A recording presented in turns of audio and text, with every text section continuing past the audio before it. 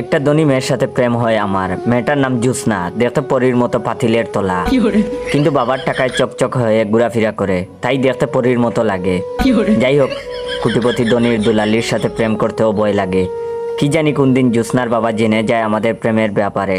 জ্যোৎস্নাকে অনেক ভালোবাসি, সব সময় একটা ভয়েই থাকতাম কখন যে ওর বাবা জেনে যায়। একদিন সেটাই হলো, আমার আর জ্যোৎস্নার প্রেমের ব্যাপারটা জ্যোৎস্নার বাবা জেনে গেল। তারপর আর কি, সিনেমার মতন জ্যোৎস্নার বাবা আমাকে তার বাসায় তার সাথে দেখা করতে বললেন। আমিও বয়ে বয়ে দেখা করতে গেলাম। তারপর জ্যোৎস্নার বাবা আমাকে দেখে বললেন, এই ছোট লোক গরিব, বল আমার মেয়ের জীবন থেকে চলে যেতে কত টাকা চাস? আমি তখন বললাম, মুখ সামলিয়ে কথা বলেন চৌধুরী সাহেব, আপনার মেয়েকে আমি জীবনের থেকেও বেশি ভালোবাসি। আপনার মেয়ের জন্য হাসতে হাসতে এক জগ পানি খেয়ে ফেলতে পারি, ওর জন্য আমি সব করতে পারি, সব। তখন জ্যোৎস্নার বাবা বললেন, কি? ভালো করে ভেবে বল, পরীর জন্য সব করতে পারবি? তখন আমি বললাম, ভেবে বলছি, জ্যোৎস্নার জন্য সব করতে পারবো। আসসালামু আলাইকুম রহমতুল্লাহ। গল্পটা শেষ করার আগে অবশ্যই আপনাদের কাছ থেকে একটু সময় নিচ্ছি।